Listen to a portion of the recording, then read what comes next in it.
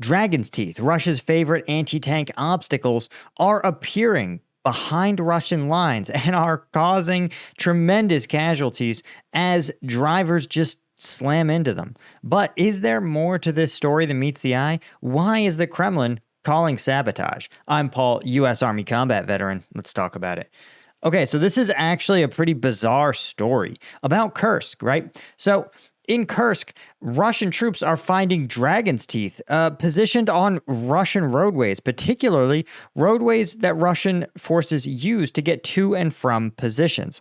And this is a huge problem for Russia because when entering or leaving their fighting positions is when they are actually at their most vulnerable, right? Ukrainian drones will routinely monitor Russian positions, and when they see Russian forces exfilling or infilling across these known roadways, they'll send FPV drones to hunt them down. Now, as a result of that, of course, the Russian tactic is to drive car fast, right? And drive car fast is a effective enough strategy, right? So imagine you're Russia. You're in one of these positions here, maybe near Zelyony, and you find yourself leaving the position, so you have to haul ass down 38K30, right? So you're flying down this open road, and it's not where you want to be because, again, you're within view of two Ukrainian lines, and you're going at about, at least if most of the reports are correct, about 90 miles an hour down this road. Now, you might think that's a bad idea at baseline, and you'd be correct because these obstacles are found to be placed in the road kind of randomly. And it's really a huge mystery to Russia as to why, right? Because there's a couple of things about this that are strange. Now, the most obvious answer is that these dragon teeth have been moved into these positions along these roadways as part of a secondary line of defense, where if the Ukrainians were to launch a counterattack, they would be delayed by the existence of these dragon teeth, right? They're big, they're heavy, they take a long time to move out, and removing them from a road under fire can be quite tough. But the Russians are like, we're the ones advancing, guys. Why are you putting these things along our key routes? And that raises some of the conspiracy theories, right? Many Russian commanders actually believe this is an act of sabotage, right? Because it appears that many of these teeth, for example, one TikTok channel, a Telegram channel, said that up to 40 people were killed in a single 24-hour period in accidents involving dragon's teeth, with the same number injured. And this would, of course, be this is a huge number of people. I mean, this puts these random dragon's teeth in the road as being as dangerous as like a cluster munition striking a training ground. In fact, we saw a video over on combatvetnews.com of exactly that yesterday. So if you're interested, by the way, in some uncensored combat footage from the front lines and you want to support the channel, keep me independent, you can do so by becoming a member of combatvetnews.com.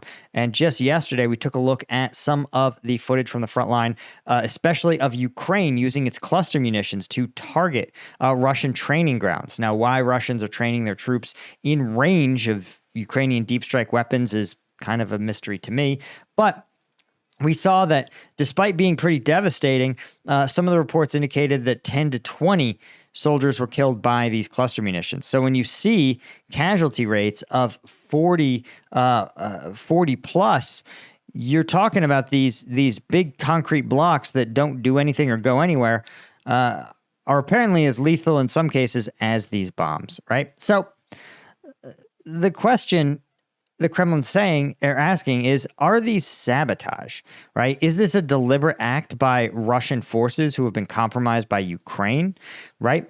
And this would make sense, right? We've heard about Russian partisan groups that operate within Russia, and certainly now in Kursk Oblast, you're even more likely to see these groups be active as they're better able to coordinate with one another and with the Ukrainians.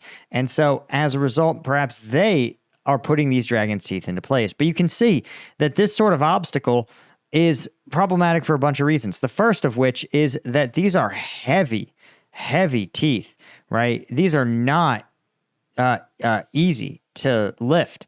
And so they would require a crew and likely a specialized vehicle like a crane to actually lift them and deposit them into formation here. So that is a problem, right? They would also have to be stored on something like a truck, which is also not trivial. What's also interesting is that, again, if you were to just block the road and prevent retreat, why would you deploy them in what's clearly a serpentine formation that a driver with just a little bit of caution would slow down and weave through them without too much drama? So again, this whole thing looks a little less like sabotage to me and more like what we've seen as par for the course in Kursk Oblast. Because you might recall that when the Kursk invasion first started, it was Russian conscripts and frankly, some of the lowest caliber of Russian officer was commanding operations in Kursk. It's one of the reasons the Ukrainians were so successful at the start is because, again, Russia had such low quality commanders and such poor tactical coordination. We've also talked about the fact that Putin has deployed a whole menagerie of government agencies and entities to defend Kursk. But that result means that some government, for example, interior ministry troops, FSB personnel, the Russian military, right, the MOD, you have contract soldier units, you have conscript units, and all of these units really struggle to coordinate or talk to one another. And as a result, nothing would be less surprising than if you told me that the FSB ordered Dragon's Teeth deployed, and the Russian MOD just never got the word. And it would make sense, of course, if your goal was to emplace them and not get blown up by drones yourself. Well, you would actually do so at night, right? Because that's one of the reasons the Russians are hauling ass through this entire AO is because they're running away from Ukrainian drones, right? So 90 miles an hour makes it actually kind of tough for a quadcopter drone to catch you.